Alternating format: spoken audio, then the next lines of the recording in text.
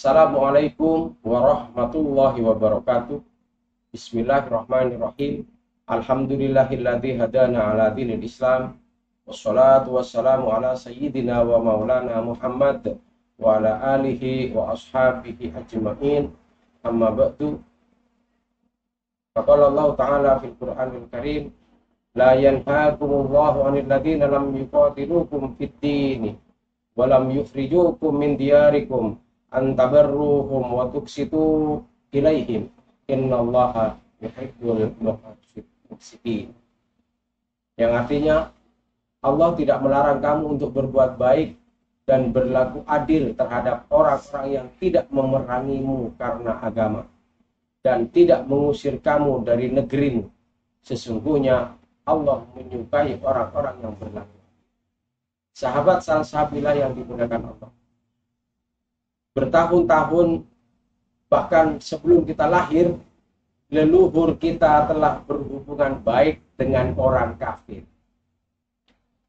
Mereka tidak saling benci, tapi saling membutuhkan. Jauh sebelum leluhur kita yang terlama, berapa tingkat di atasnya, tatkala para wali menyebarkan Islam, leluhur kita masih kafir.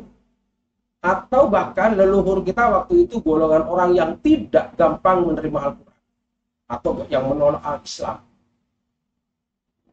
Yang lain sudah menerima Islam, leluhur kita masih belum siap dan tidak mau masuk Islam. Atau jangan-jangan leluhur kita orang yang menentang Islam. Jangan berkecil hati, sekalipun leluhur kita terlambat masuk Islam, tetapi ketahuilah,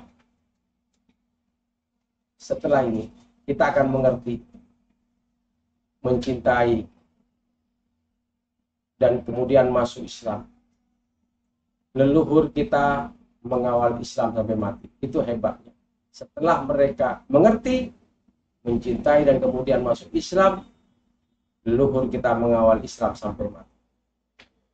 Betapa kejamnya Sayyidina Umar menentang Islam. Adiknya akan beliau bunuh karena masuk Islam. Lalu datanglah Sayyidina Umar ke majelisnya Kanjeng Nabi bersama sahabat. Karena majelis Kanjeng Nabi sembunyi-sembunyi, semua ketakutan. Di depan pintu berkata, "Aku Umar." Bagaimanapun kemudian setelah masuk Islam, semuanya menjadi indah dan Islam bertambah kuat. Sayyidina Umar mendapatkan julukan Umar Al-Faruq, pembeda hak. Betapa hebatnya seorang panglima perang Quraisy yang bernama Khalid bin Walid, ahli strategi, bahkan lincah dalam peperangan, sangat benci kepada Islam dengan pedangnya. Setelah beliau masuk Islam, beliau mengawal perang di barisan depan, tidak perlu peduli jabatannya apa. Zaman Kanjeng Nabi sampai zaman Sayyidina Abu Bakar As-Siddiq, Khalid bin Walid menjadi panglima. Masa pemerintahan Sayyidina Umar dilepas jabatannya dari panglima. Bukan purnawirawan istirahat, tetapi menjadi pasukan perang, menjadi bawahan, walaupun bekas panglima. Sampai tua tidak luntur untuk tetap berperang menentang kedzaliman. Bahkan beliau ingin mati di medan perang, bukan mati sakit di atas dipan, tetapi Allah tidak mengabulkan doa beliau. Beliau harus wafat di rumahnya. Masih banyak sahabat Nabi yang awalnya penentang kemudian menjadi pembela. Sahabat salsabilah yang dimuliakan Allah. Itu kenyataan yang kita hadapi sekarang ini. Kalau kita berpapasan atau bertetangga dengan orang-orang kafir, mereka sebenarnya mendengar, melihat, menyaksikan, dan membuktikan kebenaran Islam setiap waktu. Tapi pintu hidayah belum terbuka. Islam menuntun hidayah dengan akalnya. Oleh sebab itu, banyak orang kafir memeluk Islam karena cara berpikirnya orang itu yang rasional.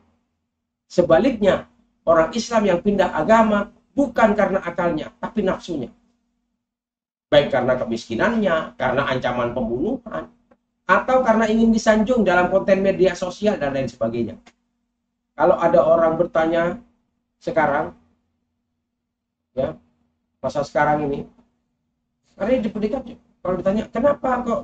Masa cuma karena konten? Jangan heran.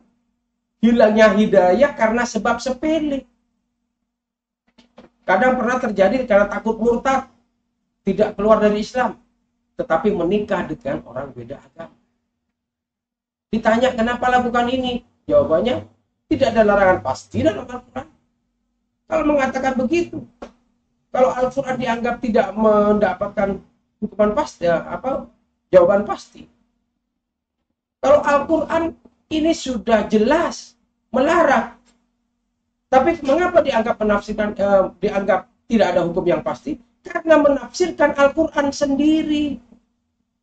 Kesalahan terbesar umat Islam adalah menafsirkan sendiri Al-Quran melalui terjemah. Lebih berbahaya umat Islam yang sok tahu urusan Islam daripada orang kafir. Orang Islam yang sok tahu itu menyesatkan. Sedangkan orang kafir jelas sesat, tapi tidak menyesatkan. Oleh karena itu, mana yang harus kita hormati dan harus kita hargai? Orang Islam yang sok tahu itu menyesatkan, orang kafir itu sesat, tapi tidak menyesatkan. Dan bagaimana mereka mau mengikuti kita setelah menyaksikan akhlak? Oleh karena itu, kita harus berbuat baik dengan mereka kalau mereka tidak menghancurkan atau mengusir kita dari tanah kelahiran. Wallahu a'lam. Wassalamualaikum warahmatullahi wabarakatuh.